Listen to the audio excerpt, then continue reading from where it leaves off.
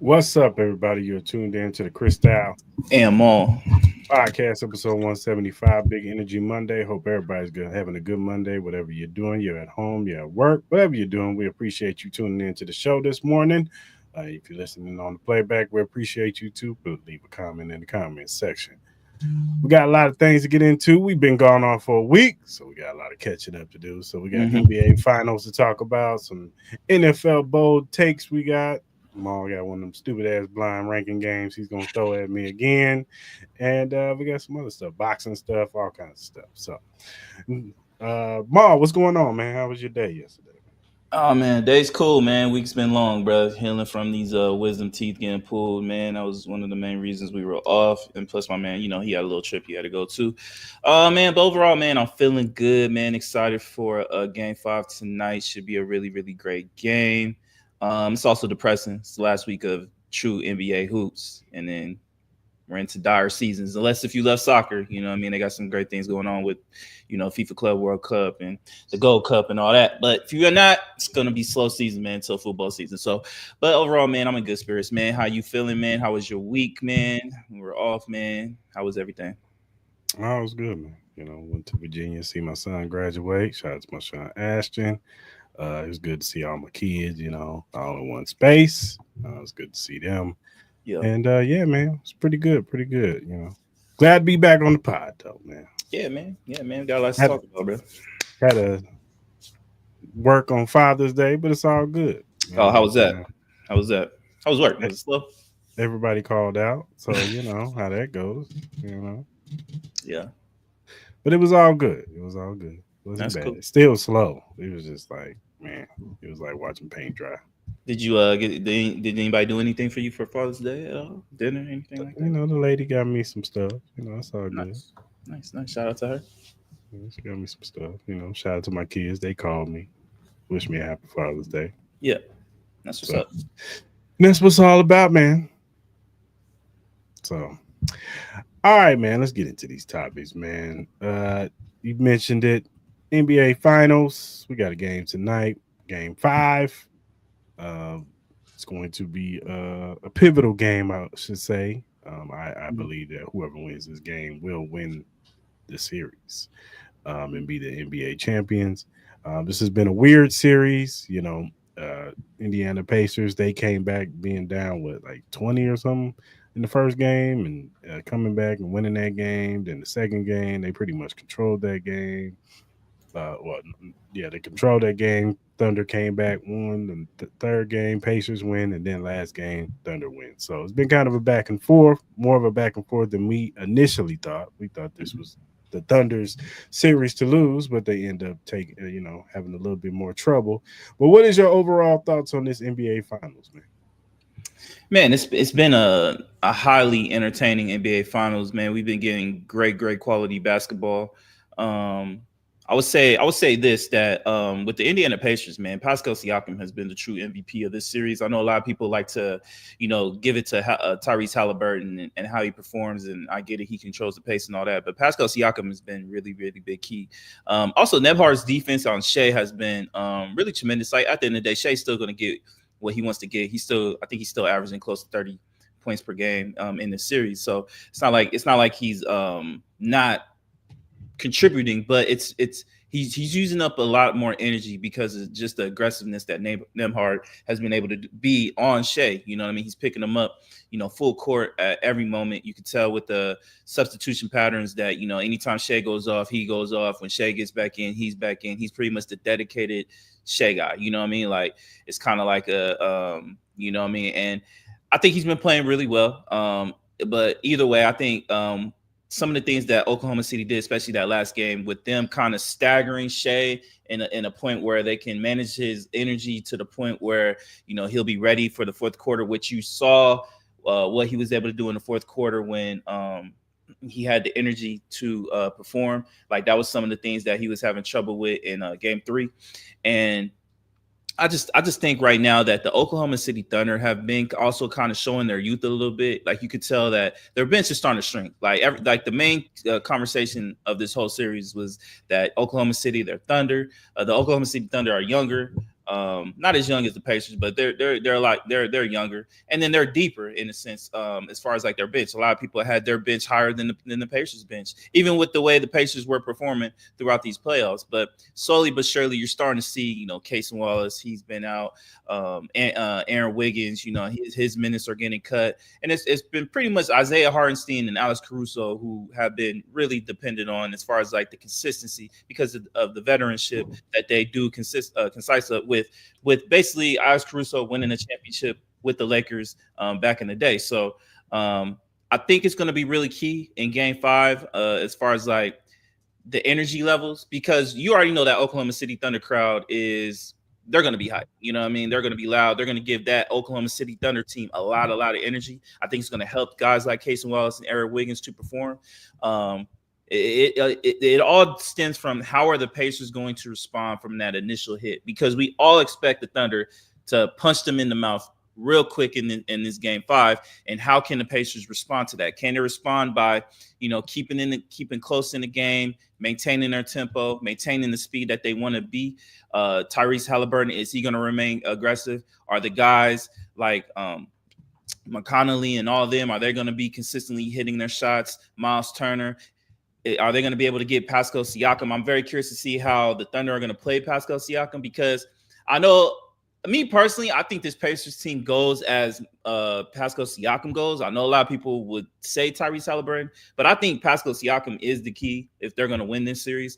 Like, they're going to need a really big game from him, and also Tyrese Halliburton as well. But I think Pascal Siakam is the key, because he can get a lot of mismatches. You know what I mean? Like, you can't put he's very quick as far as like, big men trying to guard him, like the Hartensteins and all that.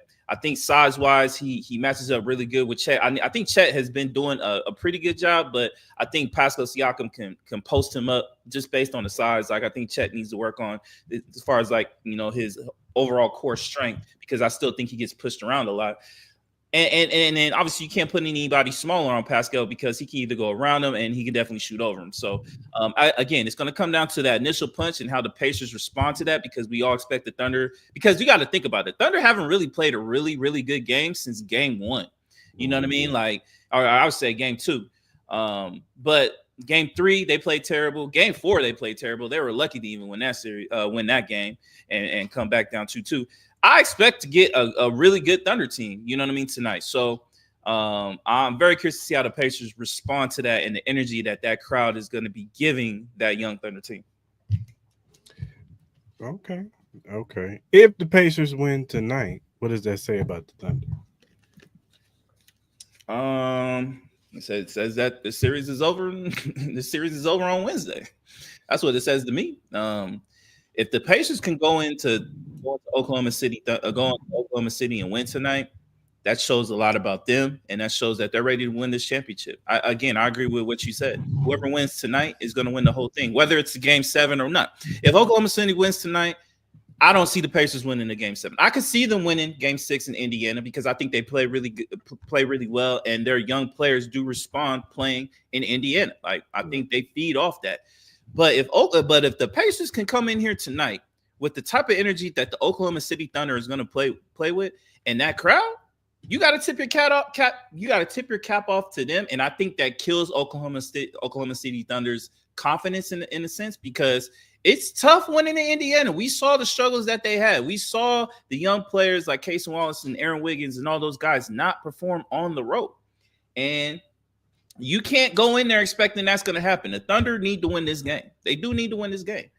But so does the Indiana Pacers. That's why this game is going to be so amazing. Both these teams need to win this game, because if Oklahoma City wins tonight, they're winning the NBA championship. I can't see the Pacers beating the Thunder 2 times in a row. The Thunder haven't lost 2 times in a row in over a year. So those probabilities are very, very low. And if the Pacers win tonight, I can't see the Oklahoma City Thunder going into Indiana and winning that game with all the struggles that they did have and that energy that crowd is going to have if they're up 3-2 with their team coming home. So tonight's game is going to be must-see TV. This game is going to be probably the best game. I think this game could be even better than the Game 7.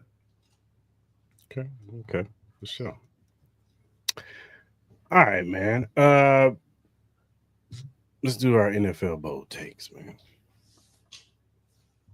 Sure. I'll let you rock. Let me hear what you got.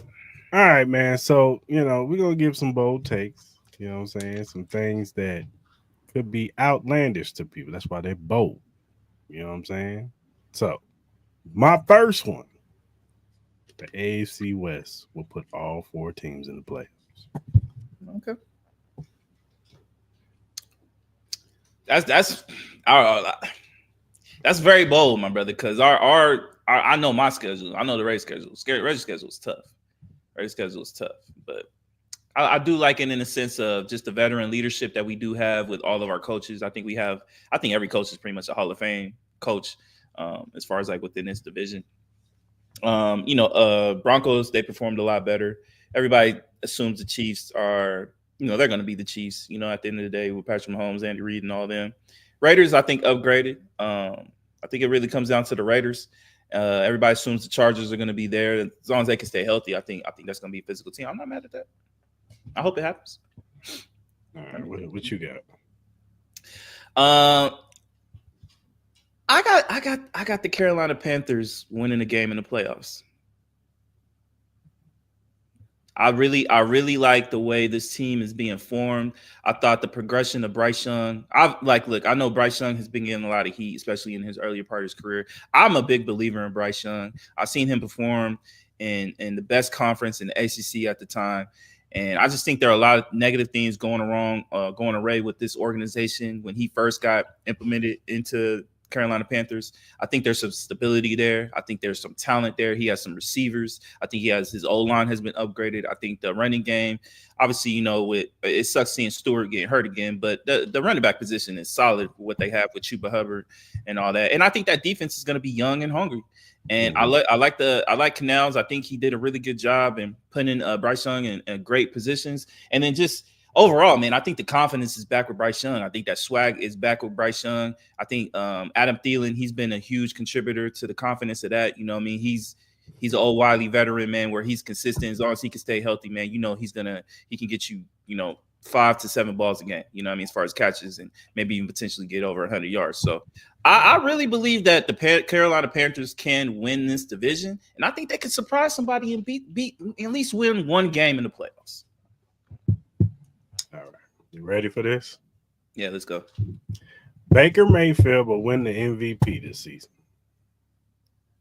Nigga, should he got every good wide receiver that you could think of. Nobody's never saying that. Nah, but I think Baker Mayfield has been contending for MVPs. I know a lot of people don't want to talk about it, but as far as statistic-wise, he's up there. You know what I mean? Like, I'm not mad at that. Go ahead. All right, I'm gonna say it. I think this will be the first year the Chiefs don't make it to the conference championship game. I just think don't shrug it off, brother. Don't shrug it off. I just and this is not a hate. This is not me hating. This is not me hating at all. I just think that it's time. I just think it's time. I think just history says it. That I just think that it's going to be a Bills, a Ravens, or maybe a surprising team that's going to push through and take out the Chiefs. And then I think we can get a AFC conference championship without the Chiefs for the first time in a very, very long time. Okay. JJ McCarthy will take the Vikings to the NFC Championship game. Oh, wow. Why do you think that? It's a bold take. Okay. All right, man. Hey. I got Shedeur Sanders getting the Browns to the playoffs. What? I got Shedeur Sanders getting the Browns to the playoffs this year. He'd be rookie of the year if he does that. I'm not saying he's going to have a year like Jaden Daniels or CJ Stroud, but I think that team is too talented and that defense is too good. I think if you give that defense any kind of hope that they have any kind of resemblance of an offense that can compete, I think that defense is going to be flying. I think that defense is going to be confident. Myles Garrett, I've seen some videos of him. He I don't know. He looks faster than me this offseason. I don't know. And then I just think there's a level of excitement with Shedeur Sanders with that team. I think there's a level of belief. I think those players within that organization believe in him. You see the impact that Shedeur Sanders is having in the community as well. I think there's going to be a swirl of positivity going with the Browns, and I think all signs are pointing that Shedeur Sanders should be the starting quarterback. I think if they're smart, they should start him, especially if it performs well. Obviously, we got to see how he does in training camp and obviously preseason and stuff like that. You know, you expect him. He's a rookie. You expect him to have hiccups and stuff like that. But I think he's the best quarterback on that roster. And if, as I said, you give that defense any kind of hope or a lead, man, I think the Browns could be scary, man. I'm not saying they're going to win the Super Bowl, but I think they could make the playoffs. Scare some teams a little bit. I'm not mad at that. I'm not mad at that at all. All right, man. That's all I got. I'm trying to think. Do I have one more? Jackson Dart's going to be a bust. I'm going to say it. Jackson Dart's going to be a bust. I've never been a big Jackson Dart fan. I think a lot of those I think Jackson Dart's going to be a bust, and I think I like Drake May, but I think people are going to slow the hype on him just a little bit. I think there's a lot of hype with Drake May a little bit. So you think he takes a step back? I think he takes a step back. Yeah, I think there's a lot of hype with this Pacers team. Well deserved. I think they are stacked. Me and you love this defense. This defense can compete for being the best defense, I think, in the league. But I think you're still going to see some influxes in Drake May's game, and I just think a lot of people overhype Jackson Dart. That's just me. He has a big arm, but he's inconsistent. We'll see, man. It's all about Stephon Diggs. It's all about can any of those young receivers can step up. Maybe the rookie that they drafted, Kyle Williams, that a lot of people were high on. Maybe he steps in to be that number 2. I know Budo had a little bit of flashes last year, so maybe he could be the number 3 wide receiver. And the running game is still good. You still got what's the running back they got right now? Ramondre Stevenson. You got Stevenson, and then you got the kid from Ohio State. Not Judkins. What's his name? The other one. Yeah, I know what you're talking about. Nice Benson, I think. Is it Benson? No, it's not Benson. I forgot his name. But anyway, you got the 2-hitter running back there. And like you said, the defense is really good. You got Christian Gonzalez, who's one of the younger top, corners in this league. We think he's really good. I still have a little bit of questions on this defensive line. I got to see if they have one of their defensive lines emerge as a good pass rusher. But outside of that, they should have a nice young defense. So. Yeah, I'm just saying, if you're expecting Drake May to throw for 5,000 yards, don't expect it. You'd be lucky if he gets 4. Yeah, if you can get him in the lower 4s, then that's a success. Yeah, but I think a lot of people are expecting him to have big passing numbers. You know what I mean, with his arm. Why? I just think people will expect that. I think Pacers fans expect that.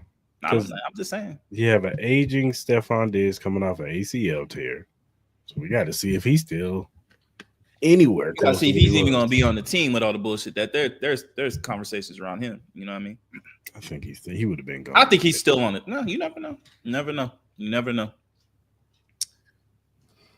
My other bold take.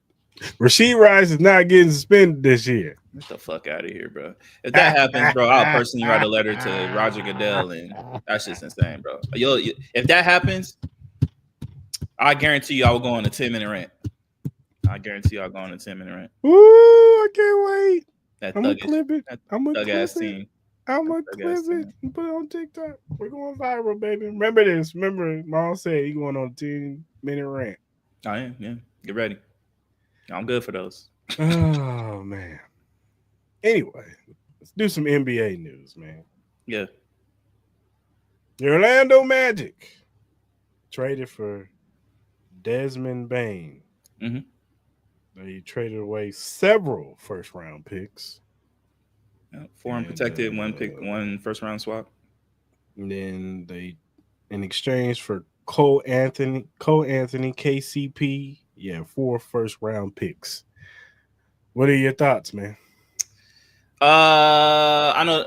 I think I'll say this. I think Desmond Bain fits that team. You know, they were looking for a consistent shooter. I think he's a really good shooter. He's a solid defender. I don't think he's like the best in the world, but he can hold his own. You pair him up with Jalen Suggs. I think that could be a really good defensive backcourt, but it's still going to be a small backcourt.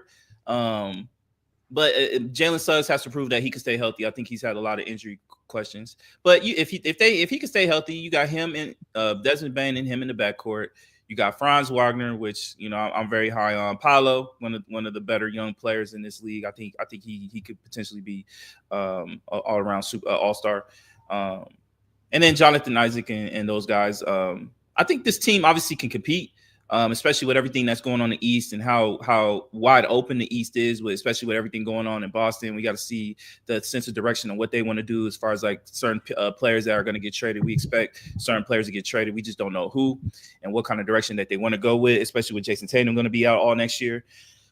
Even with the Indiana Pacers and the New York Knicks and the Cleveland Cavaliers, I don't think they put a lot of fear into teams like that. Like, yeah, Indiana Pacers are playing really good, but I've said it before, I don't expect all these same players to perform this high level again this time next year. It's just, I think the Indiana Pacers are a very inconsistent team. I think their superstar player is inconsistent. You don't know what's going to happen with the Knicks and their head coaching staff and what they want to do with that team. It fits.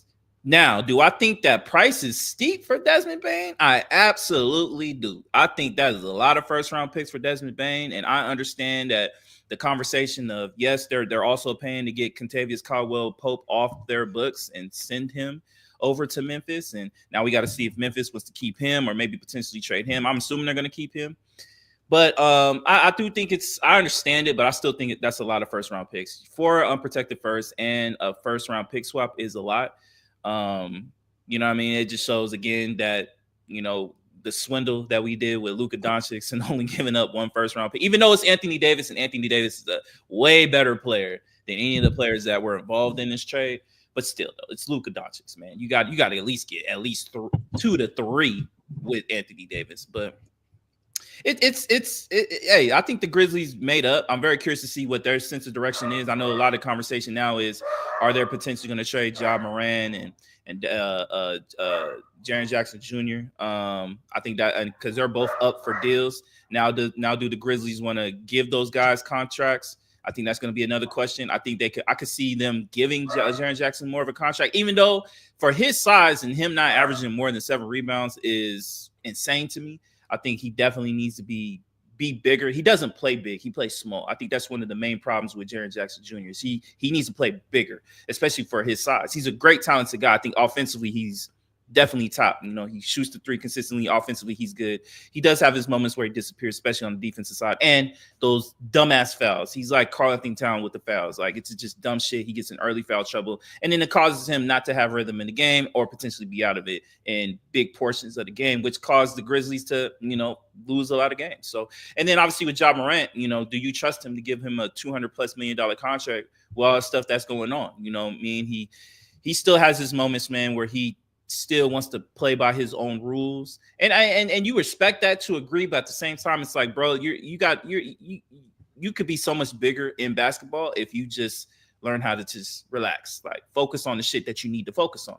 He's a hell of a talented player, but he's also having injury problems now as of recent because of just how high acrobatic he is and how much he's willing to put his body on the line. So, I'm very interested to see what Memphis does with that, and maybe them maybe packaging some of those picks or whatever to maybe do something if they decide to keep John Morant and JJ. So it should be interesting. I do like it for the Magic in a sense with the fit, but I just don't like the overall compensation they had to give up for it. For sure. Also, Kevin Durant sweepstakes is ongoing. Yeah. At first, we was hearing it was the Rockets, Heat, Wolves, and Spurs and Clippers, but recently the Wolves have backed out. Looks like the Clippers have backed out. So right now it's the Rockets, Heat, and Spurs in talks with Kevin Durant. It's been reported that Houston won't move Amen Thompson and Al Sengun And the Miami Heat are willing to include Andrew Wiggins in their trade offers. So, what are your thoughts on the Kevin Durant? Where do you think he goes, man? This Kevin Durant shit's been weird. Like, I don't understand his purpose of going to Miami, because even if he were to go to Miami, that team is, to me, it's the same situation you're going to with the Phoenix Suns. Like, I just don't see where you're going with that. You know what I mean? I think the Miami Heat should go in a different direction. I don't know why he doesn't want to. I don't know why he's not considering going to the Timberwolves. I know there's been conversations that those are one of the destinations he kind of took off his list. But I don't know, man. At the end of the day, I agree with the Houston Rockets. I would not put Amen Thompson or Alperen Sengun in that trade for Kevin Durant. You got to understand, Kevin Durant's 37 years old. He's a great, talented, all-time Hall of Famer style player, but he is 37. You're going to have to pay him $120 million for a contract. So yeah, I wouldn't put him in there. I know some people are even hesitant to maybe even put Jabari Smith in there. I know there's been a lot of conversations with, a lot of people have been kind of eye-opening, eyebrow raising, which is his play and his inconsistencies. A lot of people expected more from Jabari Smith, more of an evolution to his game, because he does have it. Like, he's very super talented. It's just nothing has been put together as far as the sense of him being able to be dominant. He should be on the same level as Apollo Banchero to me, but he's just not right now. So I think you should be a little bit more open to that. Obviously, Jalen Green is definitely going to be involved in this trade. I think he eventually will get to the Houston Rockets. I think eventually that's where he wants to go. I think he should be open-minded to the Timberwolves. I did see Brian Windhorst saying that the Timberwolves are the most aggressive right now. Now, the question is, will the Phoenix Suns, will they abide by it? You know what I mean? Obviously, they did say that they're going to send him to where they think they could get the best package. So now you got to start asking questions of if Toronto wants to come in and try to do a Kawhi situation where they get him for a year, potentially try to go all in and try to get a championship. How would KD respond to that? We know how KD is, as far as, like, when he's checked out, he's checked out. When he doesn't want to, like, he's still going to play hard on the court, but it just makes situations uneasy in a sense, especially in the locker room and in the organization. So it's going to be interesting. I do expect the Kevin Durant trade here pretty soon. I do expect it at least by the end of the week. So at least from everything that's been said. So hey, man, I'm going to be very curious. Like, I don't think you could just put Kevin Durant anywhere and they're going to be a championship contending team. I think we've seen that with a couple teams, with the Brooklyn Nets and the Phoenix Suns. Like, I think he has to be in the right situation. You have to do the correct compensation because, again, he is an older player. You don't expect him to play no more than maybe 3 to 4 years, depending on how his mood is and what he wants to do with his career. I know he hasn't really talked about that, but we all know the signs of, this era is kind of ending with Kevin Durant, Steph Curry, and LeBron James. We see the youth, you know what I mean? So I'm sure a lot of teams are very mindful of that, and they're going to, not put all their best chips in for Kevin Durant. They're going to be smart about it. Speaking of LeBron James and your Lakers, yeah, he hinted at some video, like as if he was about to retire or something, or give his decision. But then he said he was coming back next season, and he said he's willing to take a pay cut. This is my first time hearing that. He said that? Willing to take a pay cut to help the Lakers, which would mark his 23rd season if he opts in. How do you feel about that, sir? And do you think he's telling the truth?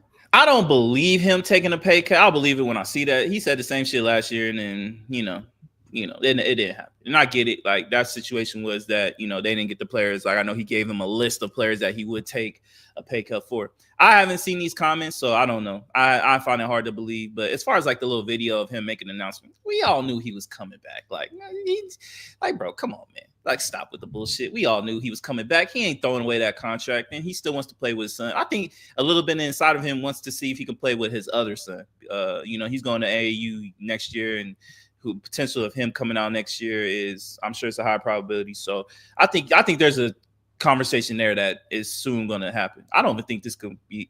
I know a lot of people think this is going to be his last year. I don't think it is, but I wouldn't be surprised if he signed for like a 2-year deal. So, hey, look, I hope he takes a pay cut. If he does take a pay cut, hopefully we can get some players like a Nickeil Alexander. Obviously, we need a big man and stuff like that. Hopefully, it helps out that situation. I have a lot of high hopes for this team. I'm very curious to see some of the stuff that we got. I'm very curious to see what Rob Pelinka has cooking. But hey, man, LeBron's going to come back. If LeBron comes back, we get the players that we want. We're going to be in title contention, and it's going to be an exciting year next year, man. We'll have a full year with Luka, full training camp. Again, Luka seems like he's taking his conditioning serious. Now we also got to wait and see if he stays consistent with that. Hopefully he does. We're all rooting for Luka. So yeah, man, I'm excited, man. I'm excited for the future and the direction of the Lakers going into next year. Giannis has recently stated that I guess he's staying with the Milwaukee Bucks. Yeah. I don't know. Mm-hmm. What are your thoughts on that? I really truly believe the Jason Tatum injury really affected his decision. I think it really affected the Bucks' decision. I think the East is so wide open. I think Giannis is like, maybe I can get one more with the Bucks. You know what I mean? I just don't know how they're going to do it. I don't know how they're going to set this team up because you have Damian Lillard. He's going to be out all next year with an Achilles tear. You can't really do anything as far as upgrading this team. You expect you're going to lose Brook Lopez and maybe Bobby Portis, so that's going to weaken their depth. And then what are you going to do to replace it? So I don't know. I get it. You got Giannis. Giannis is an all-time great, but there's only so much you can do with this roster that you can't trade Dame. His like no one's going to trade for Dame on a hurt Achilles, especially with that contract. I don't know what kind of pieces you expect you can get for a Bobby Portis trade if he can get traded. Obviously you can't trade Brook Lopez. He's a free agent. So I don't know, man. I think that maybe this Tatum trade has blinded the Bucks from realizing the reality that they need to go ahead and support a Giannis trade and reset this team. Even for their sake, you know what I mean?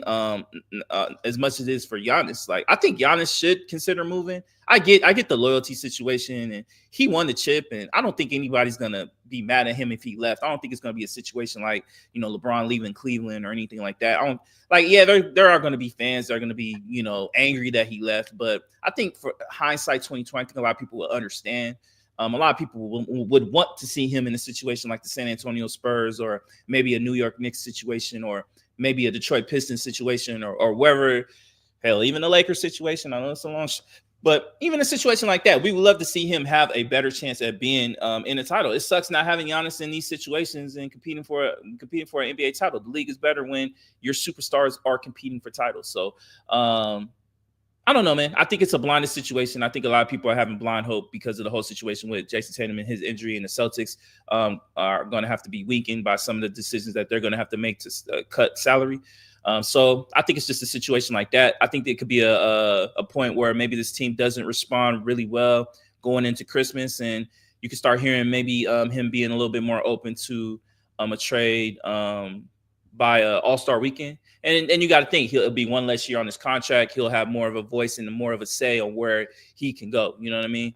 Even though I think he does have a lot of power now, I think he'll have even more power next year because he has one less year on his deal. And last but not least, with the draft coming up, there are some teams willing to trade away some of their picks or their top picks. You got the San Antonio Spurs considering trading away their number 2 pick for some draft assets and possibly some roster moves. Maybe they go after Giannis or maybe they go after Kevin Durant. You got the Toronto Raptors also talking about trading their 9th pick away, possibly trying to chase Kevin Durant. Also talking about putting RJ Barrett into that package. So do you think there will be some draft moves going on this year? Absolutely. I think a lot of the movement for free agency, I think is going to be around the draft. You got to look at the Lakers and their situation and them trading their draft pick. I think Toronto's going to be aggressive. You got to look at the Philadelphia 76ers. I think they're going to be very aggressive with that number 3 pick because I think they're in a win now mode. The situation with Joel Embiid, him coming back, Paul George, Tyrese Maxey. If they can stay healthy, you assume the Philadelphia Sixers, especially with the way the East is. Look. Trust me. I understand the side eye. But again, if Joel Embiid can stay healthy, when Joel Embiid is healthy, the Philadelphia 76ers, record-wise, has been the best in the East. They have. They have been. It's all about Joel Embiid and his health. If Joel Embiid can stay healthy, I would not be surprised if the Philadelphia 76ers. I was 6 foot tall, I'd be dunking on food. I feel you. But if he can stay healthy, and I know it's the biggest if in sports right now, I think that would be another great list that we should do. The biggest ifs in sports. I think we got to do that. But he's one of the biggest ifs. If he can stay healthy, I would not be surprised if the 76ers are the number 1 seed next year. If Philly is healthy, can you possibly see the Indiana Pacers beating a Joel Embiid-led team if he's healthy? No. The New York Knicks, No. No. The Cleveland Cavaliers? No. No. The Philadelphia 76ers. If Joel Embiid can just stay healthy, they are the number one team in the East with Tyrese Maxey, who can cook.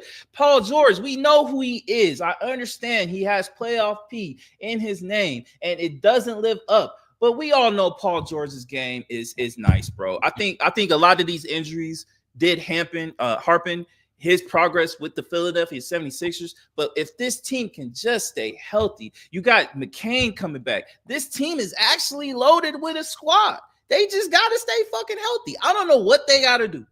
I don't know if they got to go to Wakanda and get that shit and put it in his fucking body or some shit. I don't know if you got to do some kind of illegal steroids or some shit, some THC. Do something. Go somewhere and get his body right. Because I'm gonna be honest with you, the 76ers, if he can stay healthy, if this team can stay healthy, they're gonna be the number one seed next year. We all know this. That is why people get so frustrated with the 76ers and Joel Embiid and him not staying healthy. And it sucks because he is the best talented big man in the league. I know a lot of people like to say Jokic, and yes, Jokic is up there. But when I've seen Joel Embiid and Jokic go against one another, Joel Embiid has consistently beaten Jokic. He has consistently beaten him. He has consistently put up 40 and 20 on Nikola Jokic. Not saying Nikola Jokic saying, but he be struggling a little bit sometimes. Like Joel Embiid is nice, bro. He just gotta stay healthy, bro. So I'm very curious. It all comes down to Joel Embiid's health with the Philadelphia 76ers. And if they have belief in that, I really believe they're gonna trade that number 3 pick and try to get another piece, maybe another big man to help them in the backcourt, just in case if he does go out, you can have some consistency there, or maybe do some shit. I don't know. I think they have options. They said it just comes down to Joel Embiid's health, man. And and I get it. I understand the phase, bro. I get it. Trust me, I do. I really do, bro. I'm not mad at you with that shit, but that's just the reality with Philly right now. It's tough. Like if you're a Philly fan, it's like you know you have it right there. It's like this could be your year, but again, like you're gonna be on pins and needles every game with Joel Embiid. Every time he crashes on the floor, every time he comes down on that knee, what is going to be the result of that? And you know what? It's going to be a lot of high blood pressure moments for Philly fans. But again, how many games are you predicting for him this year or next year? I honestly hope we get all 82. I know it's not a probability. I want Joel Embiid to stay heelthy. This league is better.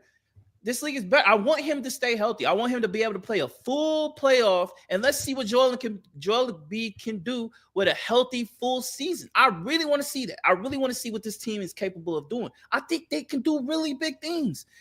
Now, the reality of the situation, what do I really think is going to happen?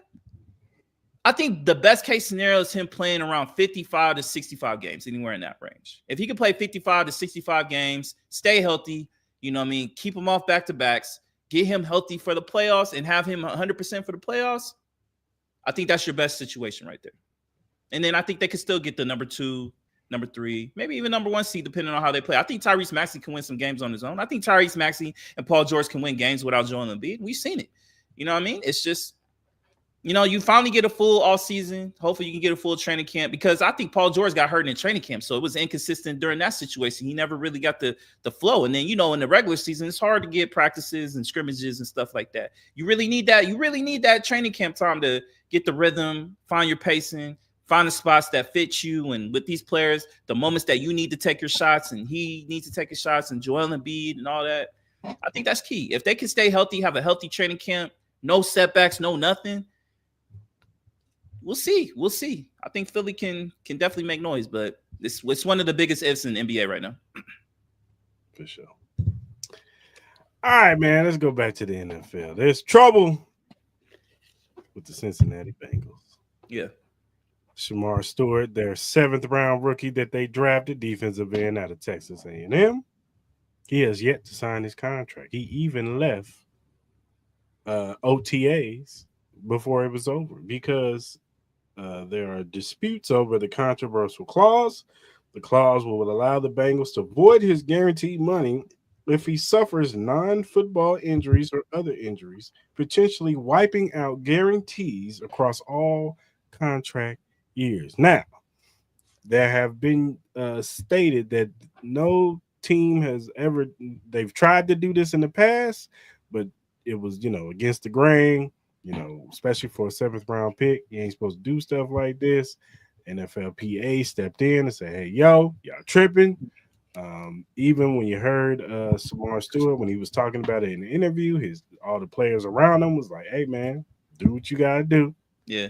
Although I haven't heard anything from Joe Burrow sticking up for any of his defensive players about them getting paid. No Trey Hendrickson, no nothing. When it was Jamar Chase and T. Higgins, he was right on the front line.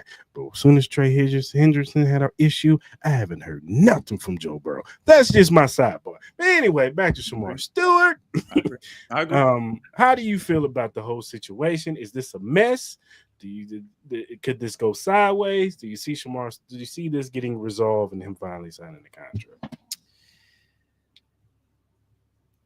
The Bengals organization takes 2 steps forward, 10 steps back. Like, come on, man. Y'all are heading in the right direction. And then it's just like, it's just one dumb situation after another. You know what I mean?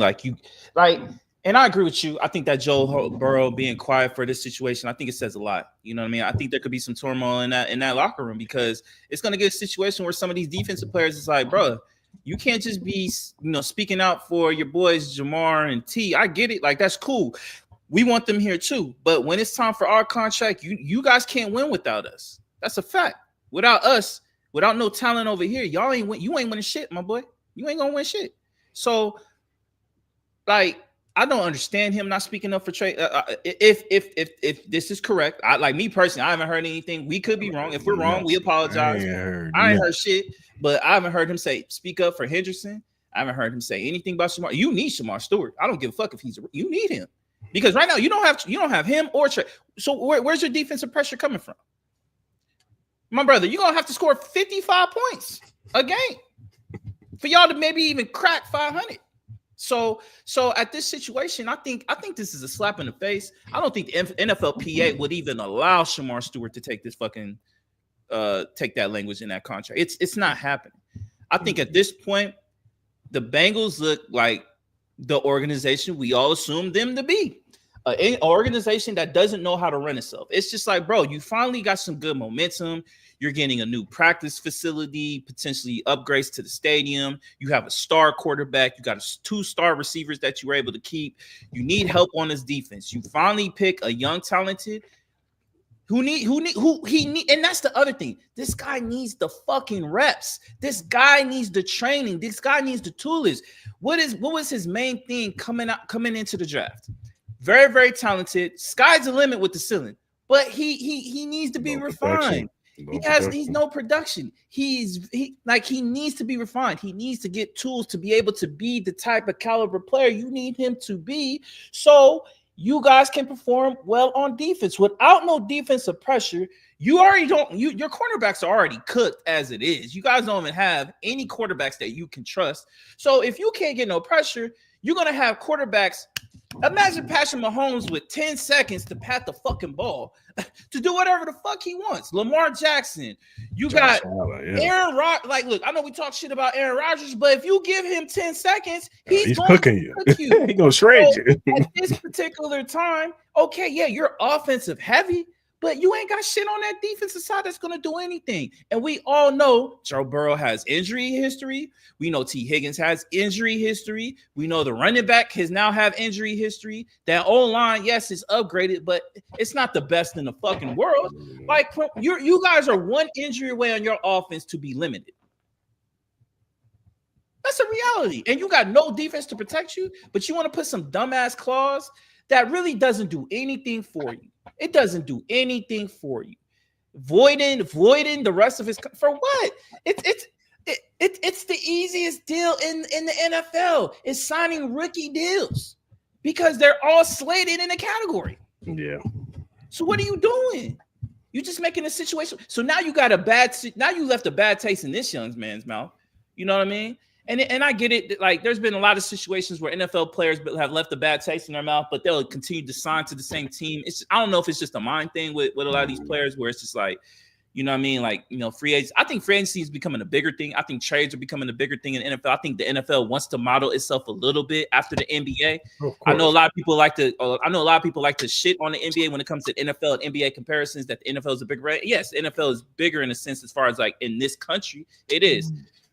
But in a sense, though, you see a lot of things that the NFL is trying to pull from the NBA, free agency, trades. I think they're trying to get a little bit more active with that because they see the response that a lot of the media gets because they want media attention. But at the same time, the NFL is so deep with talent with certain positions. I think you can get away with trades a lot more. You know what I mean? I personally think that if Shemar Stewart does not get a contract by the time training camp starts, I really think he should consider re-entering the draft. I really do. Like, go get away.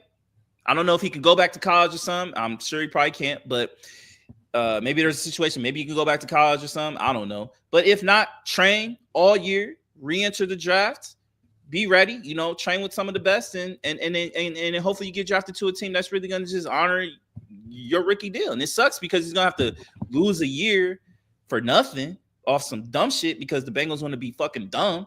But then again, why do you want to? This is another situation. Why would any fucking free agent want to sign with the Bengals? Why would you want to be in that situation? Like for future rookies and stuff like that, they're gonna question that shit. Like, why would I want to go here? Why would the next defensive star want to go there? Like, I'm gonna be like, nah. This is why the whole situation, why Shador and Dion did what the fuck they did, trying to put him in the best situation. This is why Caleb Williams and his dad had those reservations with the Chicago Bears because of situations like this. And people always want to fault him and say, "Oh, Caleb Williams." Nah, Caleb Williams has every right to question the organization. We have talked shit about all these organizations for years, 10 years, 20 years, 30 years, and you expect these players and their careers to just have to go sit there and go to these whack-ass organizations knowing they're not going to be put in the best situations. They're going to have to go from coach to coach. Now you want to fuck with my money?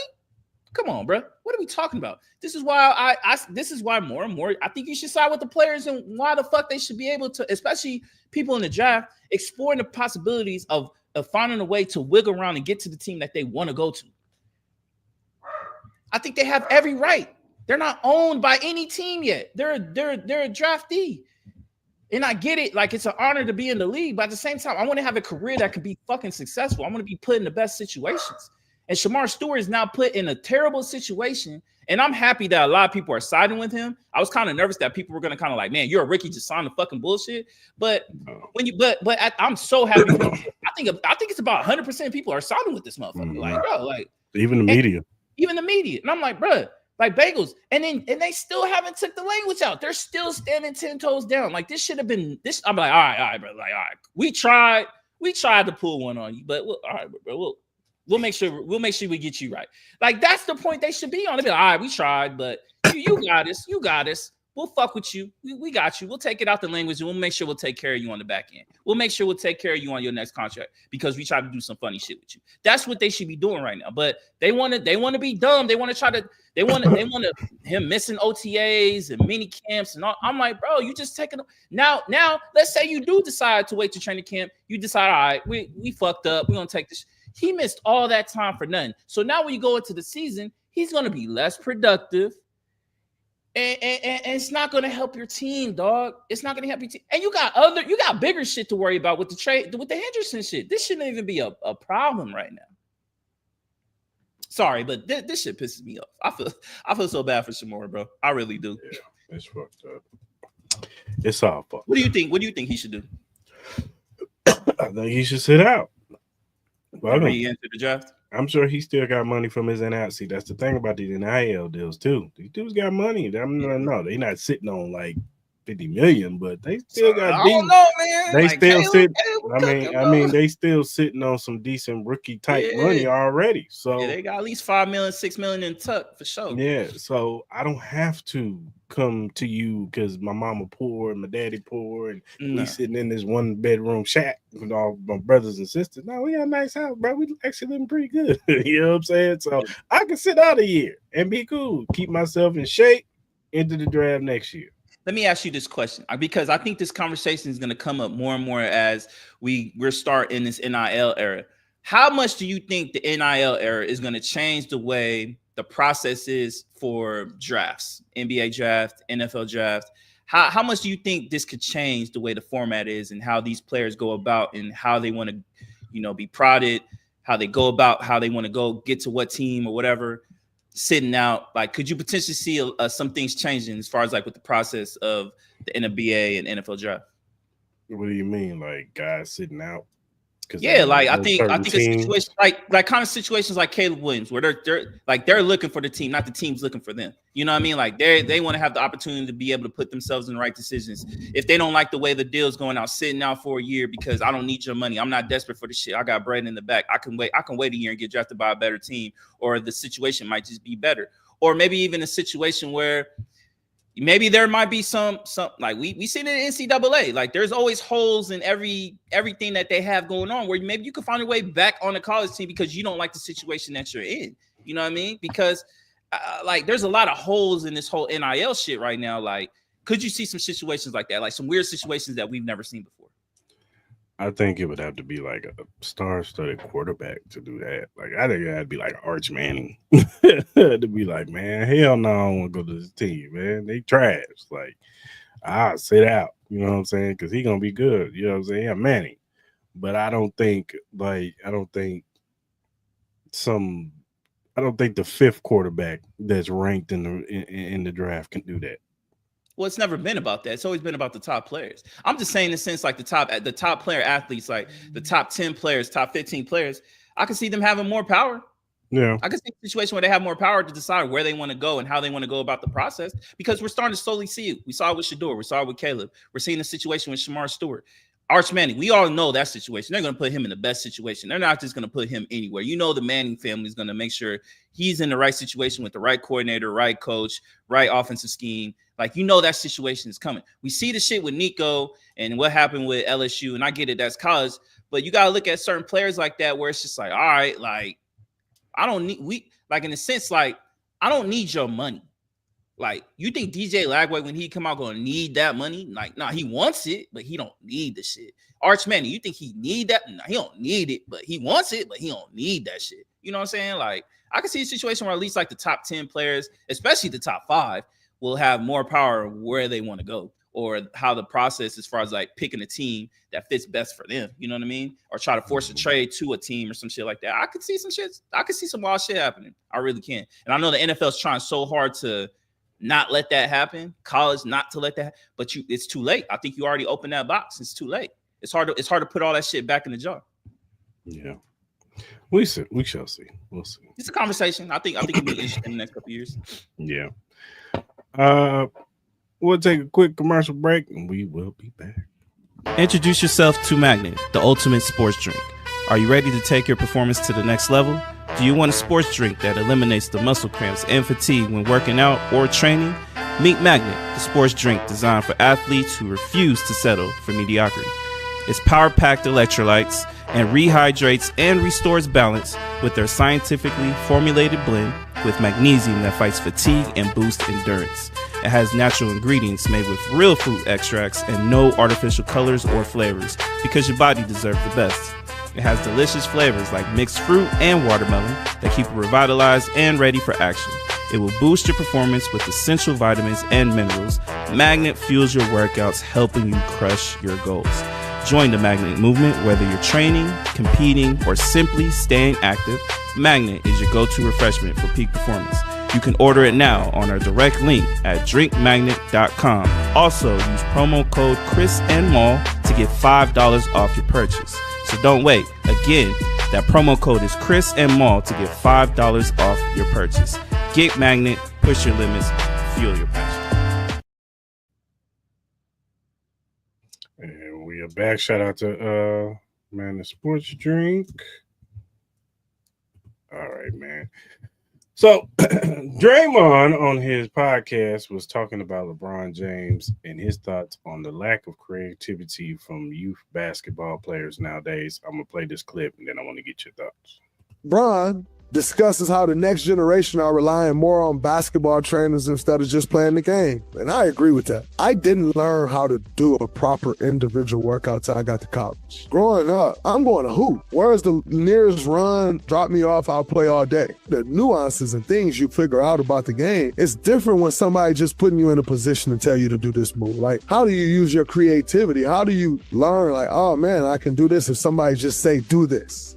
How do you know what you're about? There's a time and place for a trainer, and I think, with where the game is gone, like, you need those resources in order to be successful. I feel like basketball used to be a poor man's game. We all played it. We were poor. We had nothing, and it was our way out. Basketball is not a poor kid's game no more. Basketball is a rich kid game. Like, the days of seeing LeBron James from Akron, Ohio, from a single mom, those days are numbered. Like, they're not, because if you don't have the resources these days, like, you can't make it. I also feel like that's why, like, you don't see as great a basketball as you did before, because there's no imaginations. Everybody's doing the same thing, playing the same way. And I think a lot of that is due sometimes to having trainers. I agree with Bron to a certain extent. You do got to get out there and play, because when you get out there on that court, ain't nobody to put you in a position. You got to put yourself in the position. You got to get there. I think there needs to be a healthy balance, and I don't think that balance is near being found.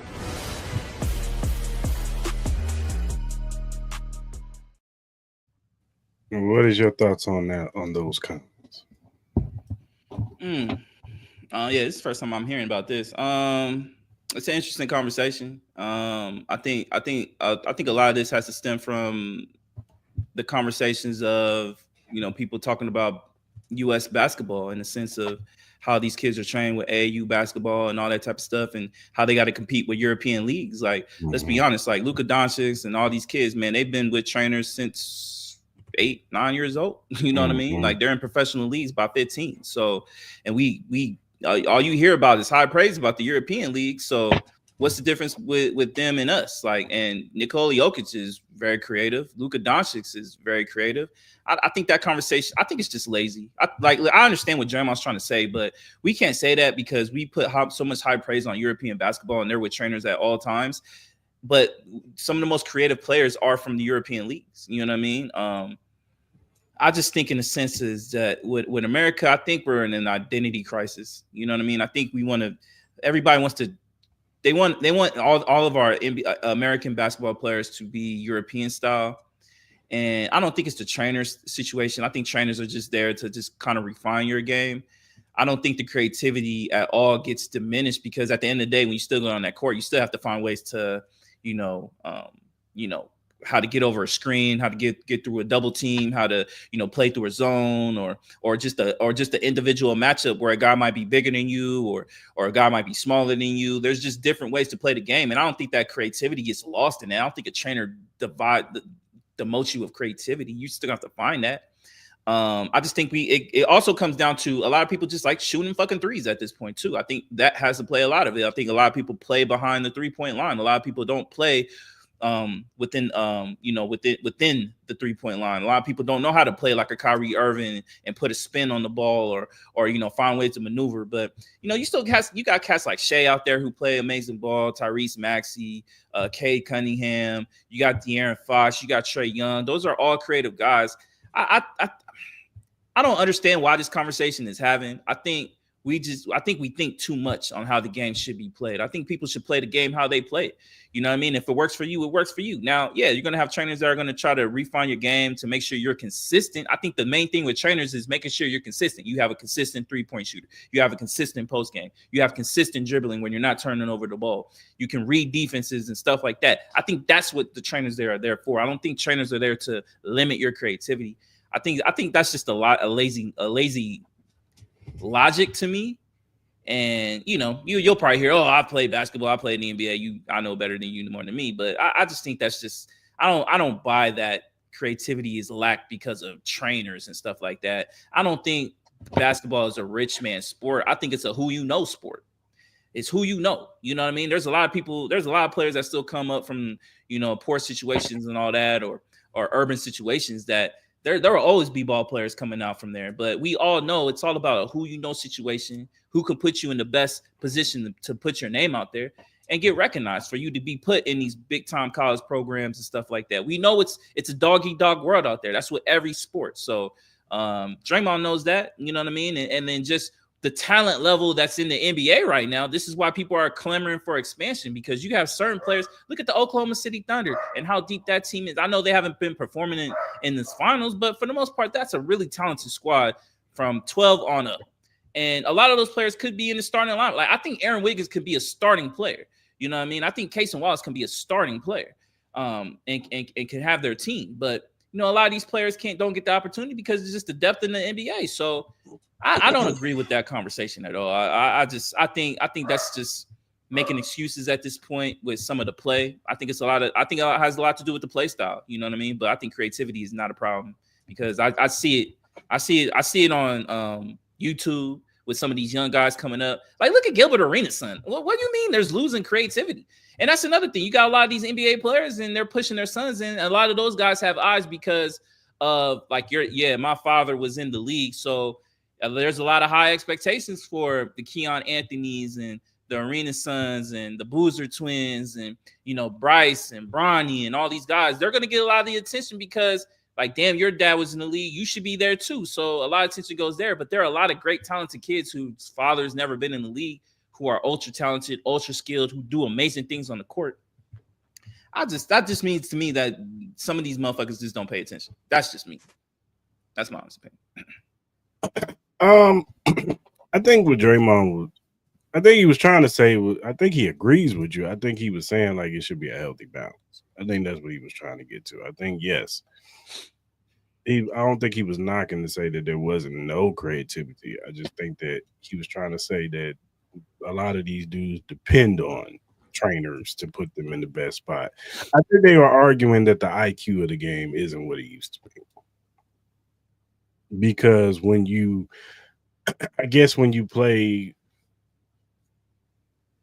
out there playing, I guess, on, pickup basketball, and you're really good at it, you can understand you as an individual, not so much the trainer putting you in the spot. You know your game.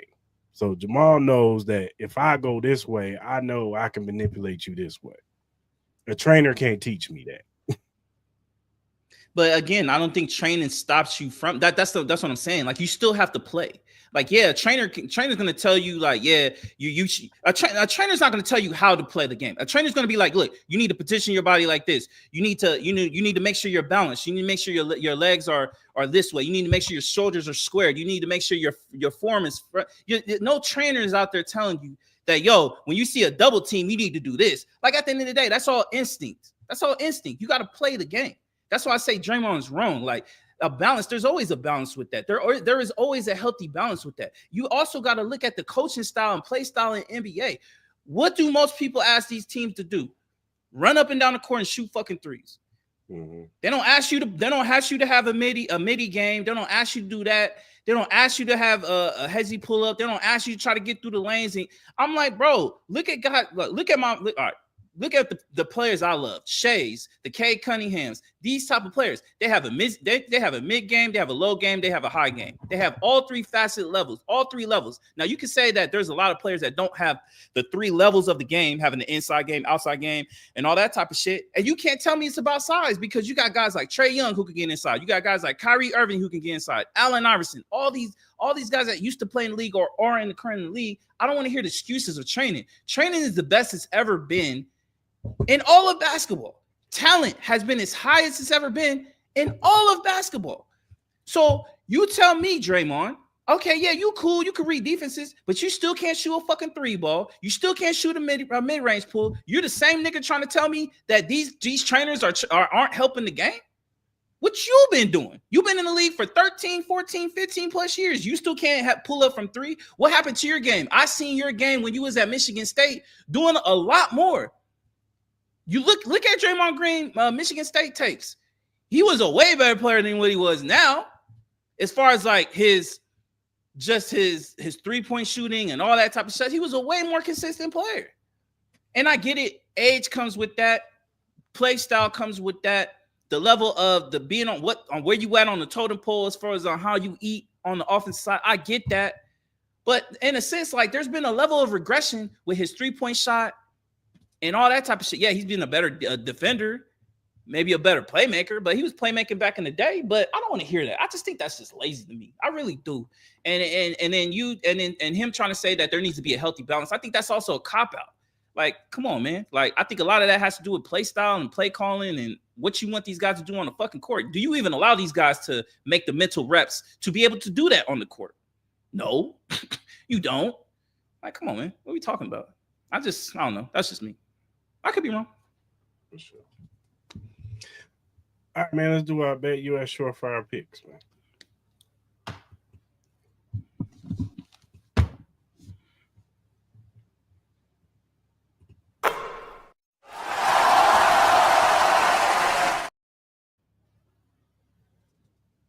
All right, man. What you got? So I got the Panthers -1.5 over the Oilers. I think that series is over. I think they mentally beat down this Oilers team, and I don't think they have the confidence, especially after last year. I think the confidence is high. Panthers going to win that, especially at home. Got a little soccer. I got Chelsea -2 over LAFC. You know what I mean? I expect them to win that game during the FIFA Club World Cup. And then I got the Dodgers Padres under 9. Shohei Ohtani's making his first start. I'm not expecting him to go deep or anything like that, 7 innings like that, but I think I can see this going under. I think there's gonna be a lot of hype. I think I got the under 9. Sure, I'm taking the +9 with the Pacers. I think this game's gonna be closer than what people think. I do still have the Thunder winning, but I think the Pacers are gonna cover the spread. And I got the over 224.5. I'm with you. I'm taking the Panthers over the Oilers. Like you said, I just think that it's over. They in their head. And I took the Dodgers over the Padres. Shohei, like you said, is making his debut at pitching. And I just think Dodgers are a better team. And I got the Yankees over the Angels. If you look at the screen to see the QR code to the BetUS website, this is for first-time users only. You go ahead and scan that. It'll take you to the website. You sign up, put all your information in, put the promo code in, join 125. You get 125% sign-in bonus plus 10% gamblers insurance because they got other things on the website. That is 3 risk-free bets on the first 3 deposits on $100 up to $5,000. So that means that the first 3 deposits, when you bet $100, if you lose, you keep your money. So you can make you some money or you can keep your money on your first 3 deposits, and it's no risk. You just go over to BetUS, sign up, and tell them Cris Mal sent you. And that does it for our BetUS SureFire Picks.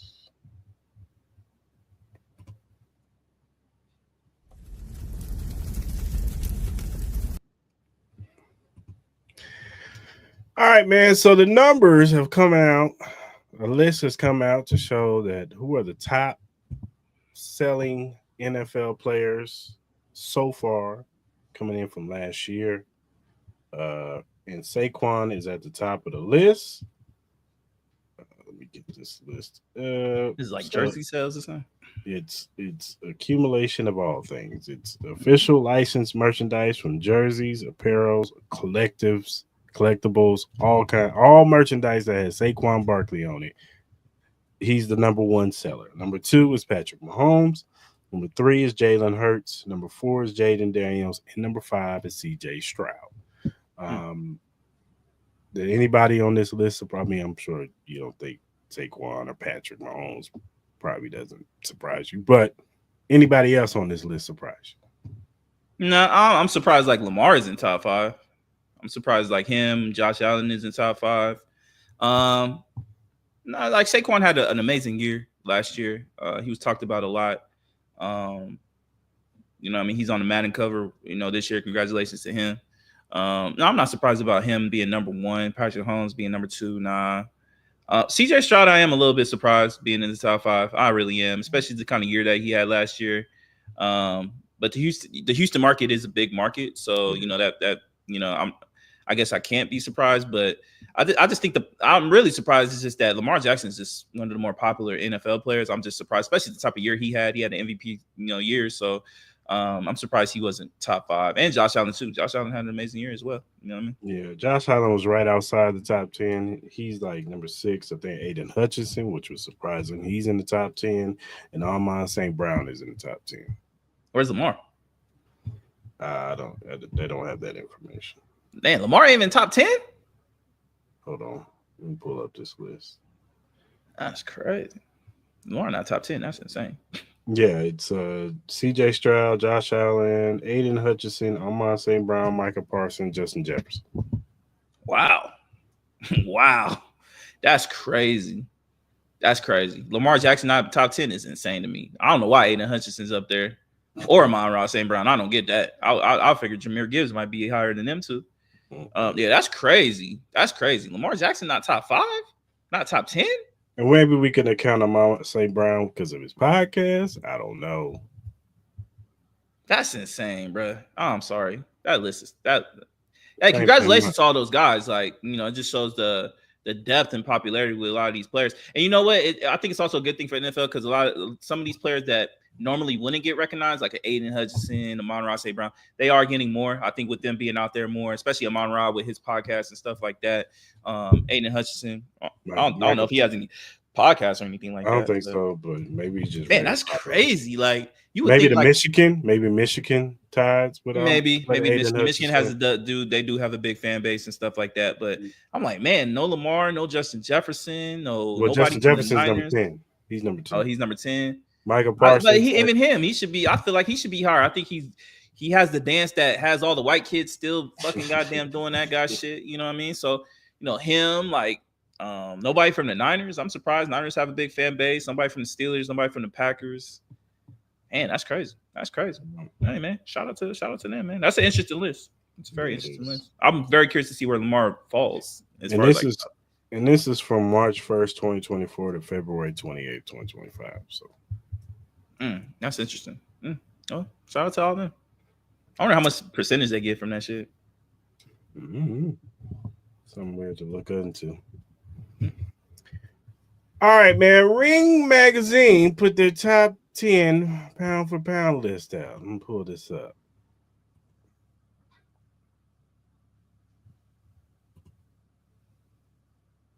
Now they got Usyk at number 1, Inoue number 2, Terrence Crawford number 3, Bibble number 4, Arthur Beterbiev number 5. The other Juntu or Jontu, whatever his name is. Nakatani. Number 6, Bam Rodriguez. Number 7, Canelo Alvarez. Number 8, Tajar. I don't know how to say it. Kinshori. I don't know how to say his name. Number 9, and David Benavidez at number 10. How do you feel about this list, sir? I understand Terrence Crawford dropping to 3. Like he just hasn't been active in a sense, but I think if he beats Canelo, I think I could see him maybe moving to 1, easily 2, but maybe 1 potentially. Depending on how he does it. Anyway, I'm not mad. He had a little scare in his last fight, but I think he proved, him number 2. I'm not mad. Bivol, Beterbiev. I'm not mad. Nakatani, I ain't gonna lie, I haven't really watched too much of him. So I really don't have to say with that. Bam.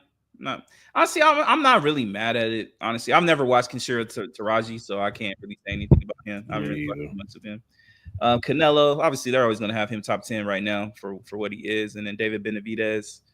I'm not really mad at this list. I can't really complain. What about you?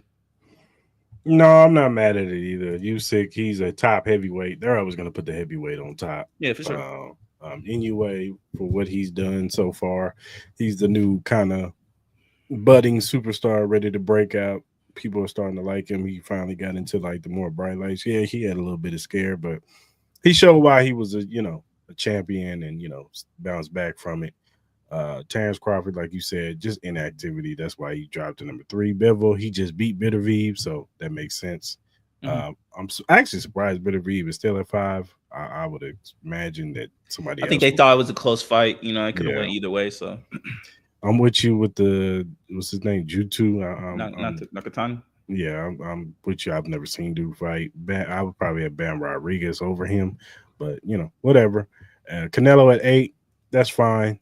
I'd probably have Benavidez at 9 because I've never seen the other guy fight. Yeah. But outside of that, but I'm not mad at who's on this list. Who do you think can break this list by next year? Is there any names that should be on the lookout? Oh, you know who I'm surprised is not on this list, and I know he had a controversial fight, but I'm still surprised he ain't on this list. Tank. Yeah, I think a lot of people honestly, I am surprised. I low-key think Tank should be like still top 6. Like me That's what I'm personally, you know saying. what I mean? Like I get it, him being behind Bivol and Bitterbeef. I understand that. He should be ahead of everybody else, though. I just think a lot of people put a lot of stock into him and the way that fight went about. And I think a lot of people had him losing that fight against Roach. Yeah. So this is gonna be a big fight for him. If he wins, he'll be back in it. I could see Boots maybe potentially. Depending on his route and where he goes, I could see him maybe getting up in this list. Stevenson. Shakur Stevenson. I think there's a potential with that. I can't see Devin Haney reaching back in his list unless he starts finding some real fighters. I can't possibly see that. I think Abdullah Mason will make this list. I just think it'll be in a couple years. He's been ordered to get a championship fight, so yeah, I think he's due. I think he's really due. But yeah, I said, I gotta watch Nakatani. I've heard about Nakatani. I just haven't watched him. I know there's a potential that he could be on the Crawford Canelo card. So if he's on there, definitely we'll look forward to watching him. When's the last time Bam fought? I feel like I ain't seen him fight in a minute. I think he has a fight coming up. Who he fighting? Hold on, give me a second. Rodriguez.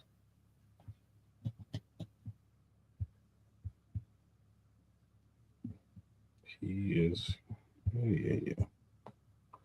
yeah. He has a fight on July 25th. Some dude named Famli Kafu. Let me ask you: if Dubois beats Usyk, how far high up do you think he goes up the pound for pound? Who, Dubois? Yeah, I think he goes up high because he has a win over your boy, and then Usyk. You think he goes to 1? I wouldn't be surprised. Especially if he does it even if it's a close fight, that's still he'll shoot up. When's that fight? July what? It's soon, right? It's coming up soon, right? Yeah. I think, is it the same day? No, I don't think it's the same day. You see. Yeah.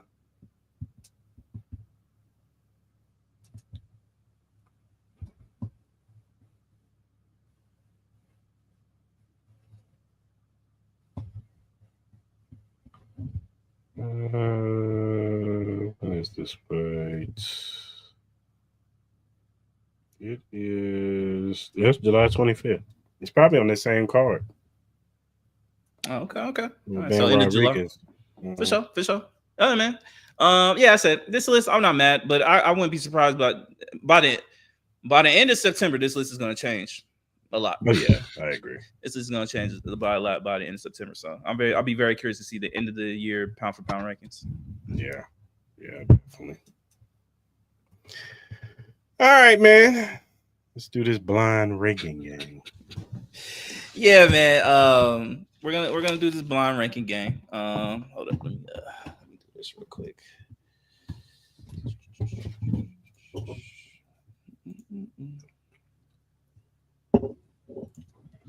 fuck it, I'll just write it down. Hold on.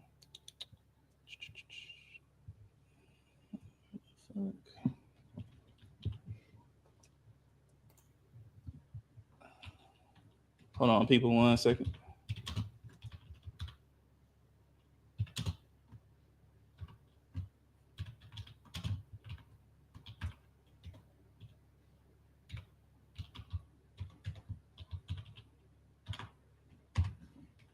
Oh shit!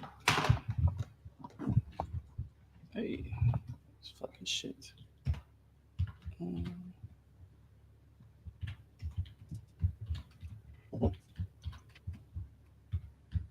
Another one of my blind ranking game. Yeah. My man is really becoming a big fan of these, so I was like, man, let me do another one for him. You know, he really enjoyed the last one, so. All right. Let me share this real quick. And you ready for the list, sir? We're gonna do NBA champions. You know what I mean? Since we're honoring this NBA finals. It's the last week of the NBA finals. Last week for NBA basketball. So I thought it'd be a great list. We do NBA champions. and we're going to do a blind ranking. So, sir, are you ready? Are you ready? Go ahead. All right, man. So, first team up, we have the 88-89 Pistons. They had Isaiah Thomas, John Sally, Dennis Rodman, Joe Dumars, Bill Laimbeer, and they beat the Lakers 4-0 to win their NBA championship. Where would you put them on this blind ranking list? I'm putting them at 6. 6. All right. Next up, we have the 2012-2013 Miami Heat. This team had LeBron James, Dwayne Wade, Chris Bosh, Mario Chalmers, Ray Allen, and Shane Battier. They beat the Spurs, which had Kawhi Leonard and all them, 4-3. Where would you rank this team at? Number 5. Number 5, okay.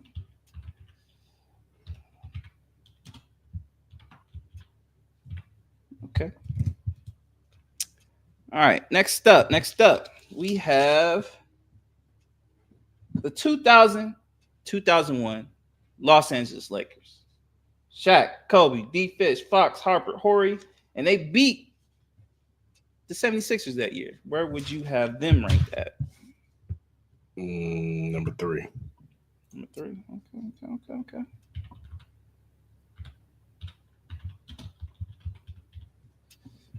All right, next up,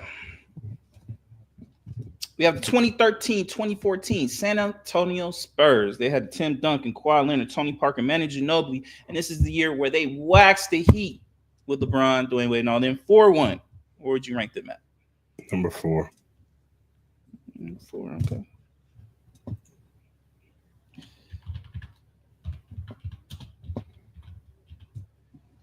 All right, next up, we have the 85-86 Celtics with Bird, Ainge, Mikal, Parrish, Johnson, and Bill Walton. They beat the Rockets 4-2 that year. 7. Damn, that low. Man, that's crazy. All right. Remember, this is his list, not mine. So I said 7, not 8. Oh, my bad. You ain't got to yell, my brother. You ain't got to yell, brother. You ain't got to yell. I got you. Honest mistake. All right, next up. We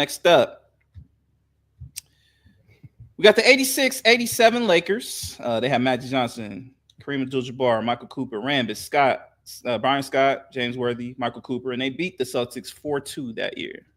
Number 2.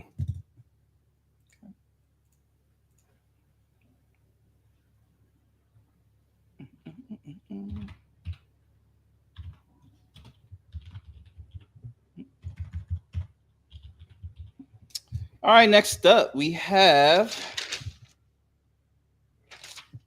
Let's do this. Let's do the 2022-2023 Denver Nuggets with Jokic, Murray, Gordon, Caldwell Pope, and Brown. They beat the Miami Heat 4-1 this year. Number 10. Okay.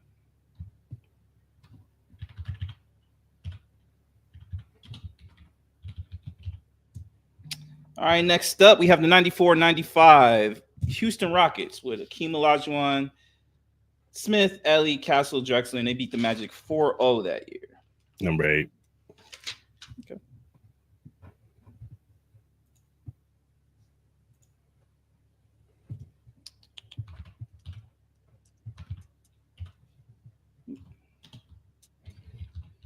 Next up, we got the 2017-2018 Warriors with Kevin Durant, Curry, Thompson, Green, Iguodala. They beat the Rockets 4-0 that year. They had one of the better records that year, I believe. I think they broke. Not wasn't that year, but that was a great team. Where would you rank them at? You got 1-9 left. Number 9. That's crazy, my brother. That's crazy.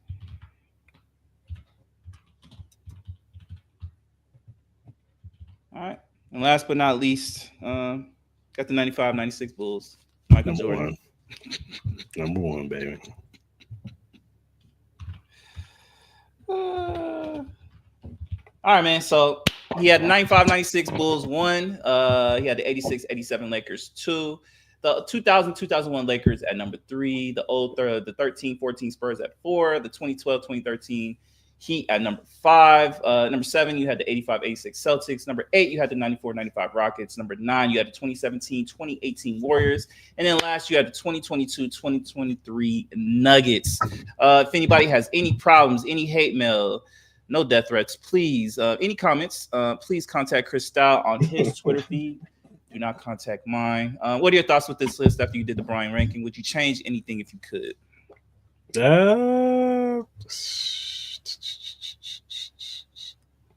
Maybe I'll switch out number 7 and 3, or number 7 and 4.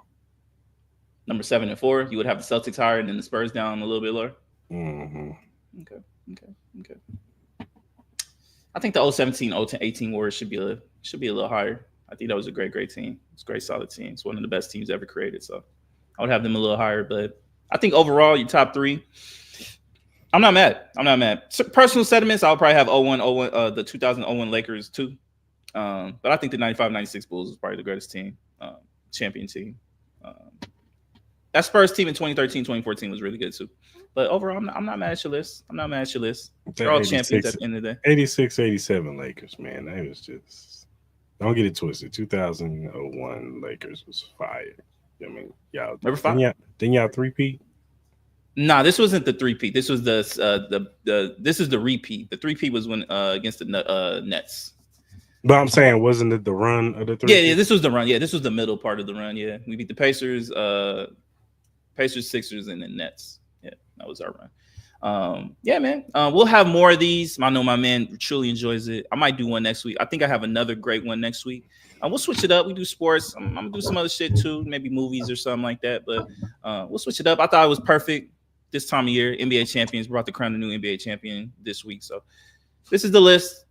Probably post it on our TikTok, man. See what kind of reactions we get, man. So shout out to Chris, man. Shout out to Chris.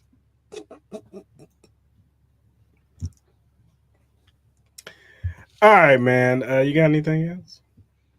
Do I have anything else? Yeah, I really wish Asia Wilson a speedy recovery. I know she's in the concussion protocol. I know the Aces haven't been really doing too good.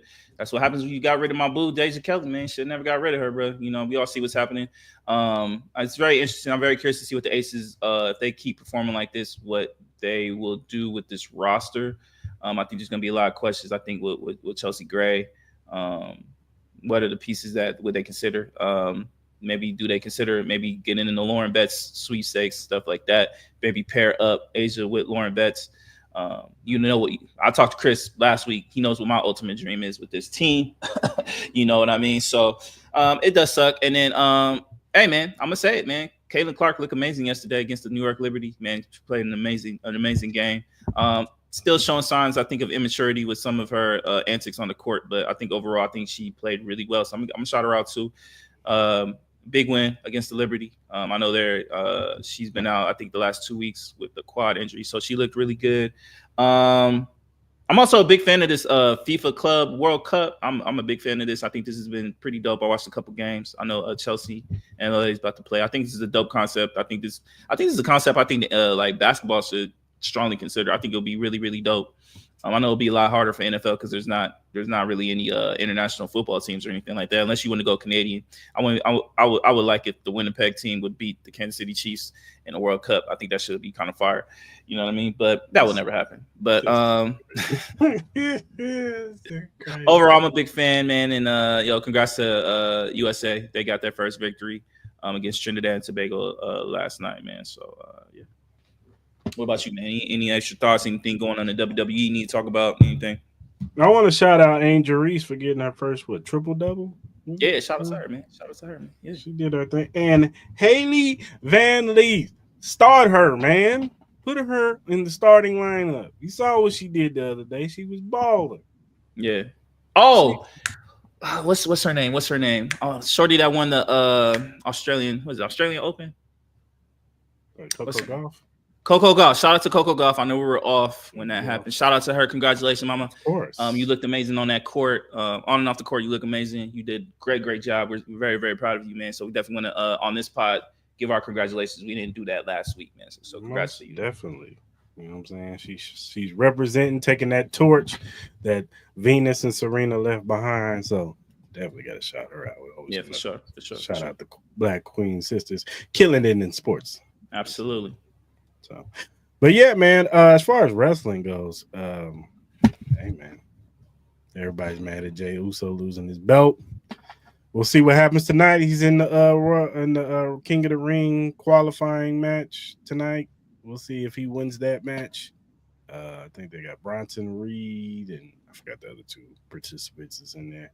But we'll see what happens. You know what I'm saying? CM Punk versus John Cena. We'll see who wins the Queen of the Ring. Who gets in that? I know we got Jade in there. Alexa Bliss is in there. Roxanne Perez is in there. So I think they got to get one more spot solidified. So, and yeah, shout out to Naomi, man. She could have. She's the Money in the Bank winner. So, like I predicted, and I'm happy with that. Seth Rollins is the Money in the Bank holder for the men. So we'll see when he cashes in. Maybe Nights of the Champions, maybe SummerSlam. So, but it should be an interesting Raw tonight. We'll see what happens. For sure. All right, man. Who gets your flowers of the week? Oh man, so my flowers of the week, man, goes to my pops, man. Happy Father's Day to him. To all the fathers out there, Chris, happy Father's Day to you. Thank you.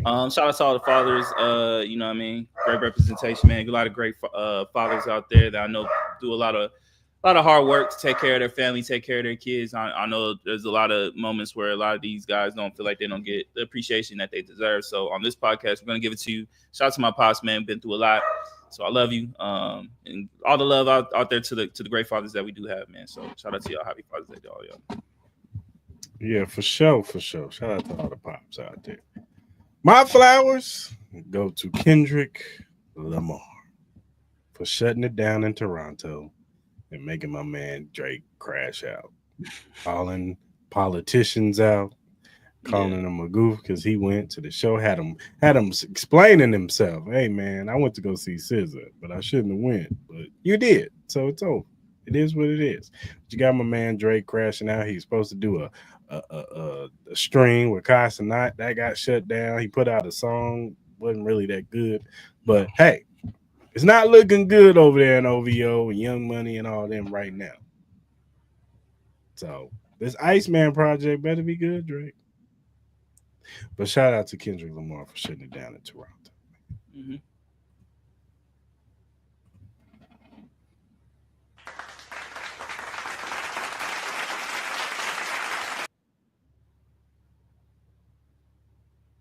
All right, man. Get your hell no. So my hell no of the week goes to, I'm sure everybody heard the news on what happened.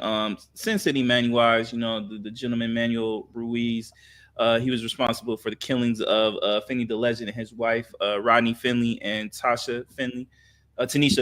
My bad, my apologies. All this stemming from this back and forth beef on Twitter. So he decided to go on a strip and cause a whole scene and killing a man and his wife for reasons that we still don't understand. There is no reason to be doing anything like that, especially on a public street. No, public or not public, shouldn't be doing that. But you putting other people's lives in danger and stuff like that for some silly online feud that really amounted to nothing. I think this situation should be a clear reminder for anybody that does content creation, YouTube, podcasts, or anything like that, you gotta be mindful in how you talk to people and what you do to people, because you just never know what a person's mental state is and what they could potentially do. And it's a sad situation. You know what I mean? Two people and their families being messed up forever. I don't know if they had kids or anything like that. I don't know their whole situation, but it's a sad situation. Another senseless act of violence, man. So I hope Manuel Ruiz gets all the time he deserves. Hopefully it's for the rest of his life. The person like that does not need to be on these streets roaming around against people with some common sense, man. So he gets my biggest hell no of probably the year right now with that situation. That's pretty insane, man, for you to do a situation like that, man. It's crazy. So, yeah, that is nuts. Two guys going at it over some YouTube beef and taking it to the next level. It's just, it's one thing to go against each other on the internet and talk shit about each other, whatever. Right. But once you start bringing violence into it, whether it, shooting somebody or beating somebody up over some stupid stuff like that, it's just dumb. Just catch the fade, bro. No one needs to get killed. You know, if you want to duke it out, do that. You know, somebody will at least everybody gets to go home to their family. Y'all can move fast. But you know, you killed his wife who had nothing to do with that situation. You didn't ruin families for no reason. You didn't ruin your life and your family and their situation. I don't know if he had kids or a relationship, or whatever. You know what I mean? It's just wife. Stupid shit. You know what I mean? So it hurts more than it does do anything good. You know what I mean? Just if you have any beef, settle it in a ring, or you know, boxing out in the street. I don't care. At least people get to go home most of the time out of those situations and you know, shoot somebody. It's just dumb. It's not even worth it at the end of the day. No violence is worth it at the end of the day. At all. Well, my hell no goes to the damn Kansas City Royals. You pieces of trash. No, what they do? Lose. That's what they did. They lost the series against the White Sox. And then they lost the series to the team without a city. For right now, the damn Athletics. You guys want a new stadium downtown, and this is the crap you give us. Look, I understand our pitching is hurt right now. Cole Reagans is in and out of the lineup. Our offense is trash right now. Y'all need to figure this out, man. Make a trade or something. I don't know, but y'all not looking good right now. Last year, y'all gave us hope, man. And this year, you come in there and you give us this mess. You got one of the better shortstops in the league, and Bobby Witt Jr. Mm-hmm. You know, Vinny Paz is one of the better players in this league. Salvi, he's seasoned. He's won a World Series, but he's still one of the better catchers in this league. But then you got the young gun and Jack Caglione. Y'all better figure this out, man, because I'm going to tell you right now, them stadiums are going to get emptier and emptier. So, you know what I'm saying? It's not looking good at all. The pitching ain't what it was last year because, like I said, Cole Reagans is in and out of the lineup, and you got to move. Once you start losing your top guys, you got to move some of your bullpen around, and some of these guys are not slotted. They're supposed to be where they at. They in their spot for a reason. So, and Chris Buba's just having an all-star year. Another pitcher, he's killing it. Seth Lugo is still Seth Lugo, but it's that damn offense. There should be no reason why y'all should be losing to the Athletics. There should be no reason why you should be losing to the White Sox. A person who's never watched baseball, you know, hasn't watched baseball in the last 10 years. Guess what, y'all? White Sox still terrible.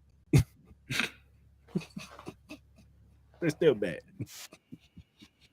And there's no reason why we should be losing today. We lost the whole series to both teams. I can understand the Yankees. That's the Yankees. They got talent up and down the field. But the goddamn y'all get the hell. Hey, let me ask you. I know we probably should have brought this up, but let me get your opinion. You watch baseball more than me. Well, what are your thoughts on the Red Sox trade in that whole situation? I mean, that was a matter of time. That was a matter of time. I've been reading a lot of Red Sox fans are pissed, especially them sweeping the Yankees, and it seems like they got their shit together, and then you just traded their best hitter since Mookie Betts away. Yep, that's baseball. What do you think? Do you think they got enough for the trade, or nah? No. But I don't know what the Red Sox are doing. I honestly don't know. What about the Giants? You think this makes them contenders? Yeah, definitely makes them better. Definitely makes them better. So for sure. We shall see though. Right now, it looks like the Dodgers and Yankees and the Detroit Tigers look good this year. I heard they look really good this year. Detroit Tigers look really good this year. Mets look good too. Yeah. I don't know what your boy over there doing, but man, maybe y'all could have gotten a sweepstakes for your boy, but I don't think they were trading within the conference. Cool. What's his name? The guy that they traded from the Red Sox. Oh no, we wouldn't want to do that. Y'all want to do that? I don't think so, but I think we would get somebody else. Maybe what's his name on the Angels? Not Trout, but the other dude, Jose Soler. Oh, is that the name that's been linked to y'all? No, I'm just saying that's a name I'd be interested in. There's been no names linked to y'all. And when's the trade deadline? I don't know. I know All-Stars coming up. You know, with 4th of July coming up soon. It's probably have what Chris Bubich, probably Bobby Witt Jr. And that's probably it for All-Stars this year. What's y'all record this year? I think we're just a little bit under 500. Because the Twins and the Guardians, they've been not good these past few weeks. It's only the Detroit Tigers is playing good in our division. Oh, okay. All the rest of them are like, dude, because we're all 2 for 8 in our last 10 games. Oh, so y'all like it's pretty much Tigers up here and everybody else in the middle. Yeah, fighting for the crumbs and shit. So yeah, it's not good. Like the Yankee series, the first game they smoked us. They whooped our ass. Like Wells, he was just having a hitting spree. He was just knocking them out. But then the other 2 games, it was just like, this is most of our season. Like our pitching will save us, and our defense will save us, and we'll lose a game like 1-0, 2-1. Because we just can't get nothing going on the offensive side. So I don't know. So yeah, hell no. Oh my God, bro. Oh hell no, man. What the fuck, man? Get your ass on, boy. You get your goddamn ugly ass on. All right, man.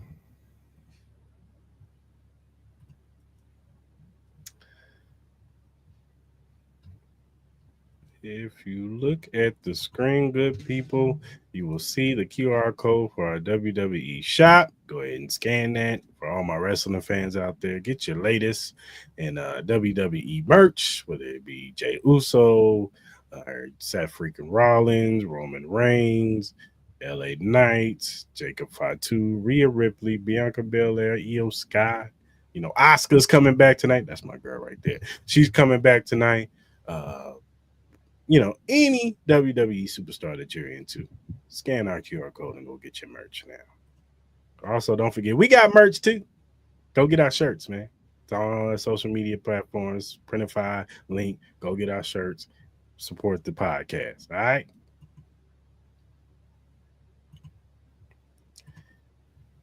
Also, if you want to donate to the Cris Mal podcast, you can donate to our Cash App, Cris Mal podcast. We will appreciate whatever you want to donate to us.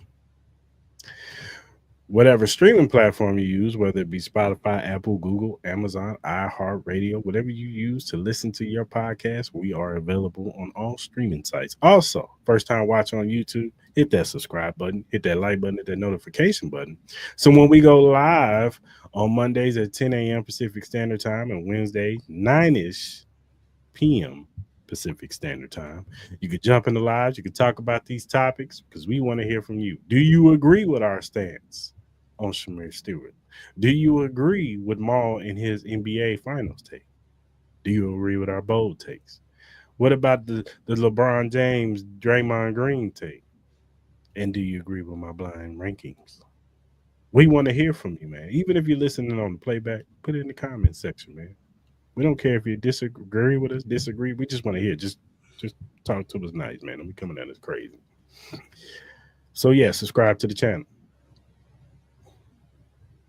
Also, whatever social media platform you use, whether it be X, Instagram, Facebook, TikTok, Threads, Twitch, whatever you use to do your social media on, you can follow us. We'll follow you back at Cris Mal. On YouTube, it's Cris Mal Podcast. But, you know, follow us. We'll follow you back. We're just some regular guys who like to talk sports, music, movies, all kinds of various other things. If you have feedback or critiques, or if you have a topic or question that you want us to bring up on the show, and we like said topic or question, we will bring it up. We'll shout you out because we want to show love to those who show love to us. So go ahead and hit us up via DM, email, or our mentions, and we will get back to you as soon as we can. All right, good people. Good to be back. I hope you guys have a good next few days. We will be back Wednesday night to talk about some more topics. Get into we'll talk about the NBA Finals, where it stands on Wednesday, whether the Thunder or Pacers have won. We'll also talk about Complex. They have their top 50 diss records of all time. We'll get in a little bit of that and some other things, man. You know, the list is fluid. The list is fluid, like Stephen A. says. So, all right, good people. Until Wednesday, we out. Yes, sir.